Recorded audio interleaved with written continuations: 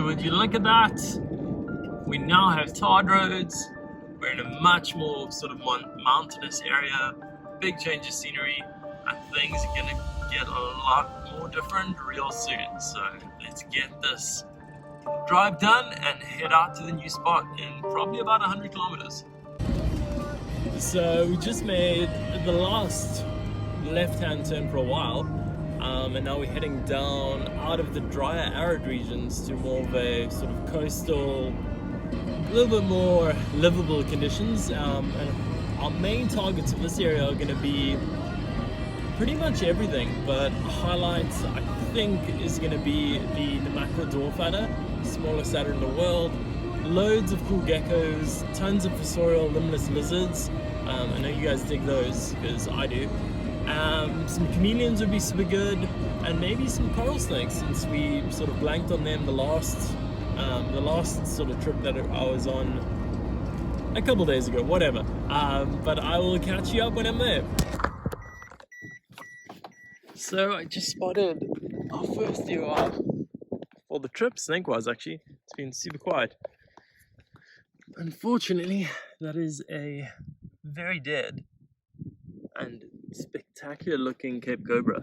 Not atypical to find these bright yellow ones, but I always enjoy seeing them. Certainly not like this, but yeah, you can see this, guys. Actually, this is probably, it's so hot out here.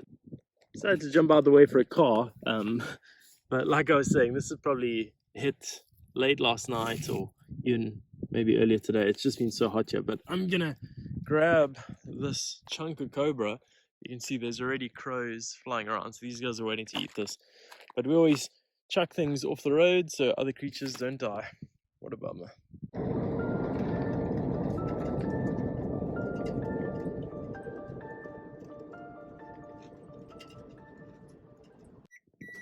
My gosh, this opening your door situation and beeping thing is really annoying. Just to give you a quick look of where we're at. That's what it looks like in that direction. That's what it looks in that direction. But we have a DOR. Looks like a Samophis, probably a Karoo sand snake. What do we have here? It is not a Karoo sand snake. It is actually something that I'd like to see. It's an armored sand snake, which they've actually just lumped them together with the Cape sand snake, so essentially it would be a Cape sand snake. That is a real bummer. It's something I'd actually really like to see, but maybe we'll see one. We're here for a couple days. Check that strong dorsal pattern.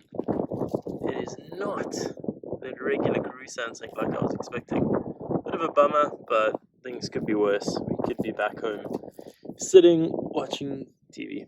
So yeah, let's get on with it. Cool, so there's quite a bit of trash here.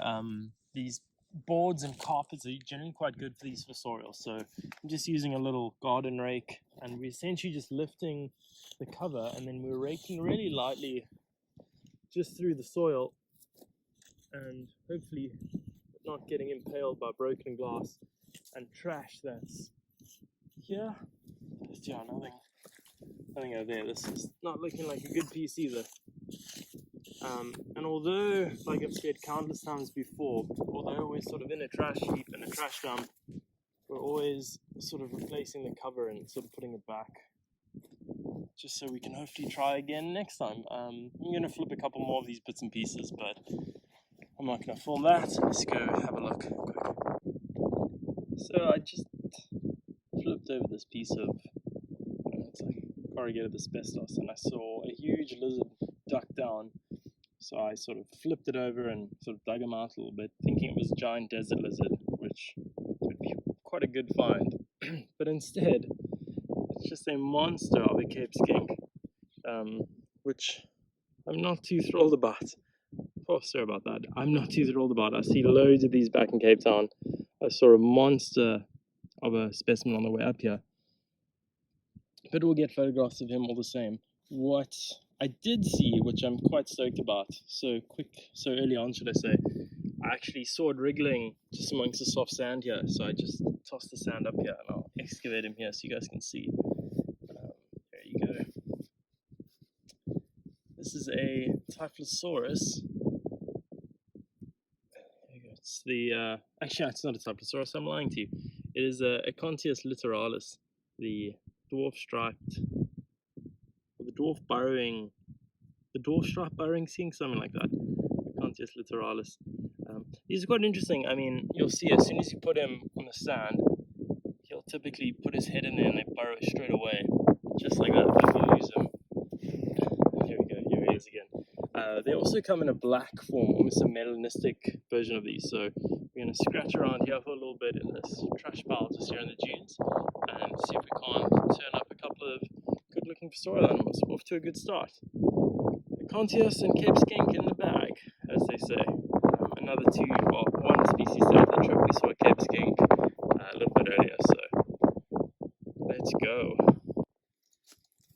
So have a look here. If you can see all these marks in the soil, this is generally an indication that these skinks are in there or have been there. You can see this is full of trash and glass. Oh, there you go. We just got one. It's the same. Oh, there he goes. Damn. You just got to. You can't really dig in your hands here because there's just so much broken glass. But yeah, we're just gently raking the soil. But yeah, that one got away from us, but he was just an orange coastal dwarf legless skink. So don't worry about him too much. I'm sure we're going to see a couple of others. Of course, just at the base of the thorn bush, I say, be another one of these coastal dwarf legless skink. Acontius lineatus. Littoralis. Oh my gosh, I'm totally hashing up these names. But yeah, if I mess up the names, you'll see below. I'll put the correct names when I'm busy putting the content together. But yeah, I've seen quite a lot of these guys, so this dude can just go on his way. There he goes. So we're just switching up tactics a little bit. I've left the sort of trash piles behind me. Apologize for the wind noise. It's pretty windy out here. But yeah, we are on the hunt now. We're just obviously following tracks. You can see that's a beetle of some sort. But we are actually going to look to see if we can't find some adder tracks. There's just a lizard shooting through this bush here as I walk here. It'll probably freak out. There you go. That's a little Morolies. They are absolutely everywhere. They just dash from bush to bush. But yeah, the only hopes you've got of catching those is when you flip them and they just freeze. But yeah, I'm gonna probably walk through here for about another hour or hour and a half. Then we're gonna head back to the accommodation, have a proper decent meal after camping for the last 2 days, and then we're gonna head out on a road cruise, and then hopefully we're gonna get into the good stuff. So now you can see this just through the bushes here, but those lizards I was telling you about that were sort of shooting through the bushes from bush to bush, this is Morolies noxie, Noxus desert lizard. You can see him just at the base of this little bush here. Coincidentally, this is obviously where our target species for this area likes to hide, so a lot of these guys land up falling prey to them. As they dash into the bushes, there's an adder waiting in the bushes, waiting to make a meal of them. So yeah, we're not going to bug this guy, we're not going to try catch him, we're just going to get a little bit of footage, I'll grab a quick still, and we're going to keep on walking.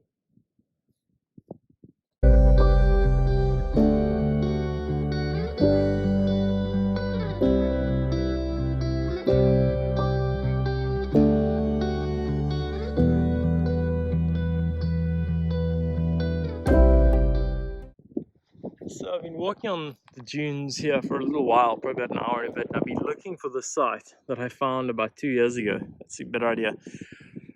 All these old pieces of wood. So I'm going to work through this and hopefully we turn up some geckos, because I'm still waiting to turn up some Austin's Dune geckos.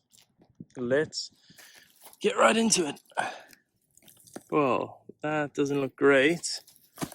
As you can see, it's got loads of shells in here, which is generally not great for these fossorial skinks. I don't like this. All these shells are not natural.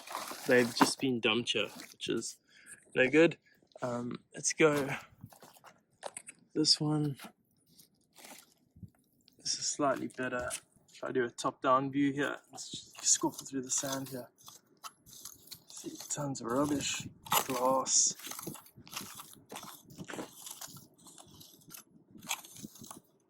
No skinks. Let's try one more. And then the bigger pieces I'm gonna have to flip without filming because they're just too big. Yeah, see, it's all shells, all trash. Cool, I'm gonna work through the rest and hopefully turn some up. So of course, I just worked through this whole long piece. And of course I got a double flip. And of course I wasn't filming. This pink animal here is the pink blind legless skink. It's Typhlosaurus. And the dark animal here is the black version, the black and yellow version of the completely orange animal that we saw a little bit earlier that I showed you guys. So yeah, quite nice. I mean, I'm always stoked to see these guys. They're super, super common, both of these species. But of course, we'll get some pictures like always and then just put them back. See, they're fizzing out here. So I just flipped this pretty big section of a door. So let's work through here. We just, like I said before, I'm going to softly rake through the sand and see if we can't find any of these fossorials. It's a whole bunch of wire. It's not very safe. But yeah, between the wire and the glass and the scorpions, you just can't stick your hands. There you go. There's another Acontius. These are just the same ones as the ones we turned up a little earlier before. Quite a decent sized one. Well, and I lost them again. So it's not surprising. But let's just work through the rest of this. And there's a couple more pieces of wood. Oh. There you go. Hey, this is Typhlosaurus caecus, the southern blind legless skink. That's actually, there you go. There's a massive one. I know we just turned up that small one with the other Acontius. You can see there's little beady eye. Yeah, he's a good sort of 18 centimeters maybe. I'm gonna grab some pictures of this dude, as always. Just let him go.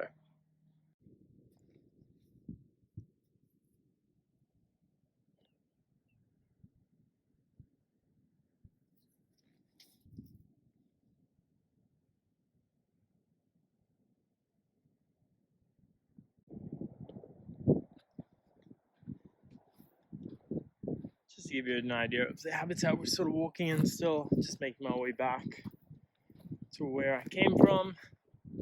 And you know what's crazy? Oh, I don't have that many in my shoe. They have these crazy thorns, man. They look like sort of stars, but they got these crazy thorns in them. So you come walking barefoot in these dunes and you only do it once. But yeah, I'm quite surprised at the lack of diversity and lack of life that I'm seeing in these dunes. As I said that, I can't even make this up. Have a look there. There is a barking gecko. What are you doing outside your hole in the middle of the day, man? There is a little barking gecko just sitting outside. You see, he's obviously come out of that little burrow there. These guys are nocturnal, so I don't know what he's doing.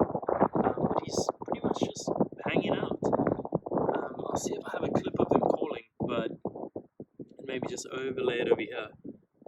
They make this crazy little tick tick tick tick sound. That's where obviously we get the name of the barking geckos. But yeah, pretty awesome that he's just sitting under our eyes.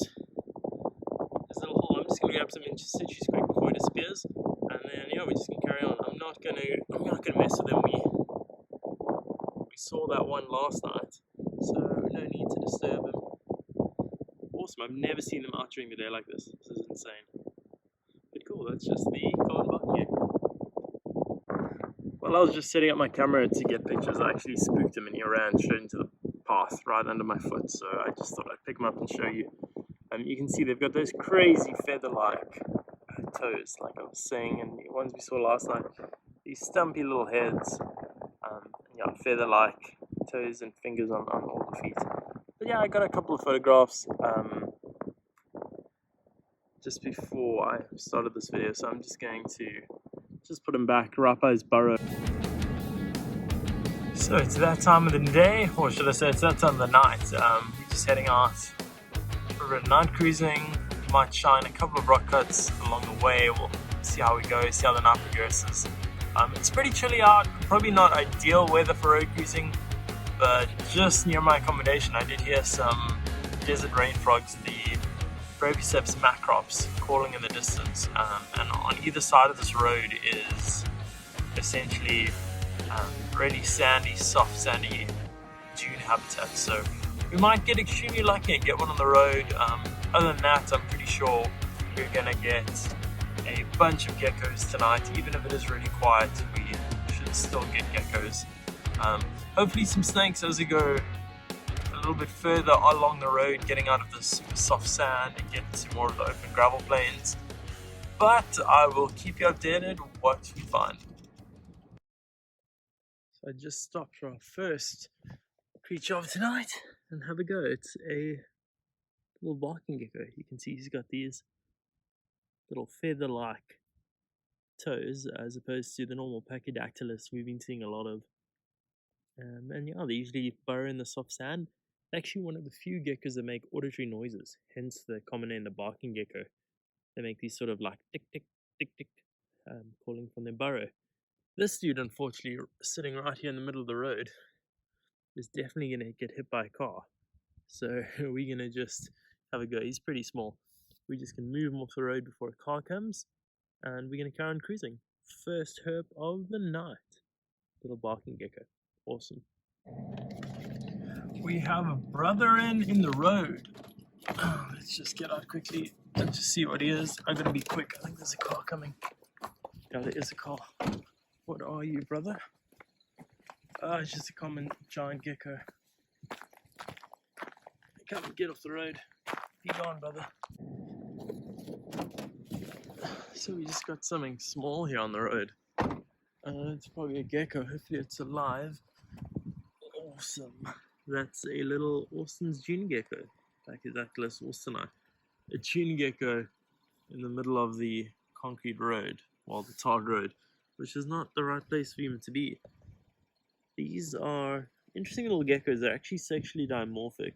You can see the males have these bright yellow rings around the eye, and quite a typical sort of dorsal pattern with these stumpy little tails and these little feet that each toe is free from nails, like most of the pachydaktylus. Yeah, we're gonna just shift the scale off the road, and I actually might grab a couple pictures really quickly since we're about 20 k's before I head back home. So I'm pretty tired, so it's probably gonna be the last herp of the night if we don't see anything else. We have our first snake of the night. And what is it, a beets or is it a coral snake? It is a coral snake. Epic. Come on, these guys are a bit feisty. I just gotta grab my hook. They are venomous. They're not a true cobra or anything like that, so they're not gonna end you. But have a go at this thing. They huff and they puff and they hood up like this. But I mean, these things are incredibly cool. Come on, brother. We actually need to get him out the road. This is quite a busy road, so I don't want him to end up roadkill. Yeah, we'll probably see a couple more of these tonight, especially if generally when you get one or two on a cruise, you often get a couple. Yeah, he's making his way off the road quite nicely now. Just want to show you him. Yeah, let me just grab a quick photo and he can be on his way. So it's been a pretty uneventful cruise. I picked up that barking gecko probably like 2 or 3 kilometers into the cruise. I got the coral snake, which is a bit of a hot mess.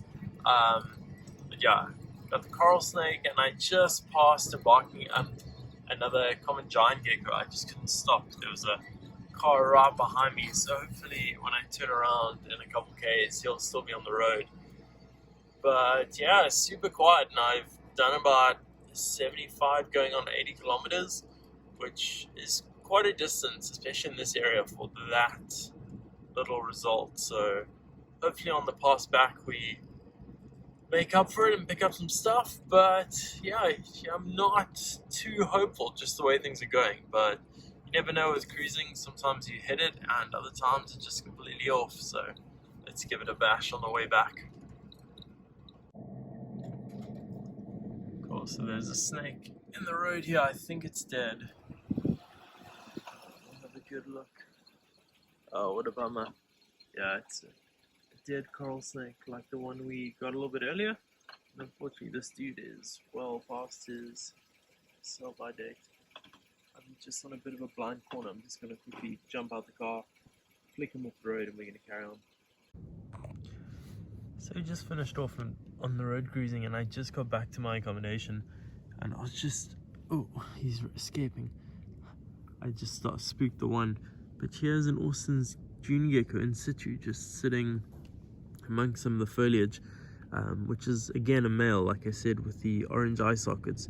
And the one that was just getting out of frame here is the, wow, this one also looks like it's a male, which is quite unusual. Usually the males are these yellow ones, like in their top corner there, but this one, you can see it's got these massive hemipenal bulges as well, which is purple, which is quite strange because usually they are sexually dimorphic, but in this case it seems it's a bit of an abnormality, which is quite strange, but nature doesn't always read the field guides, thank goodness for that. But yeah, I'm actually gonna just hang on to these guys overnight since my accommodation is literally right there, and I'm just gonna get some daytime photographs of these little guys. But yeah, these are pretty neat little geckos. Austin's Dune gecko, Pachydaktylus austini.